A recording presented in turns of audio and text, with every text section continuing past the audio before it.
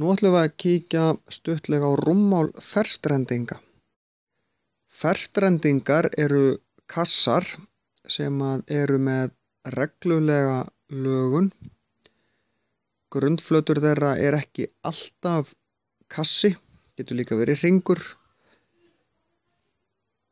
En við ætlum að sjá hvernig við reiknum rúmmál þeirra. Rúmmál er grunnlína sinnum breidd sinnum hæð.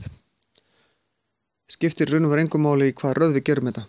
Hér er grunnlínan 4,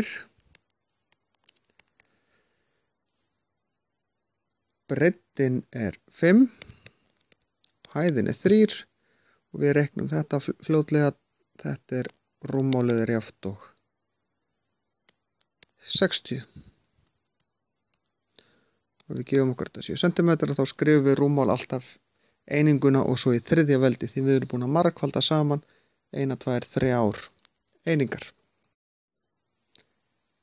Í þessu dæmi þá vitum við hæðina, við vitum flatarmál grunnflatarins, við vitum ekki hæðina. Jú, við höfum að reikna sérst flatarmáli, við vitum að, við skulum gefa okkur hérna að hæðin sé 7 cm og hvað vantar rúmmálið.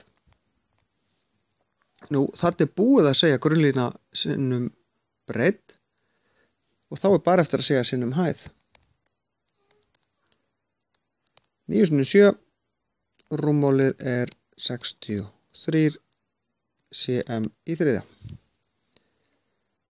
Síðasta dæmi sem við ætlum að skoða, þá vitum við rúmmálið, við vitum flatarmál grunnflatarins, við vitum ekki hæðina.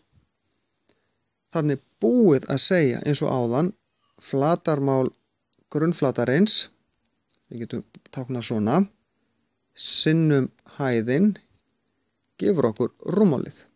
Við vitum að þetta er 6, við vitum að þetta er 30, við vitum ekki hvað þetta er, við skulum kalla það bara x.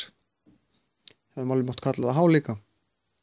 Hérna er sinnum, flytjum 6 yfir, sinnum breytist í deilingu, deilum með 6 hérna, styttist þessi 6 út.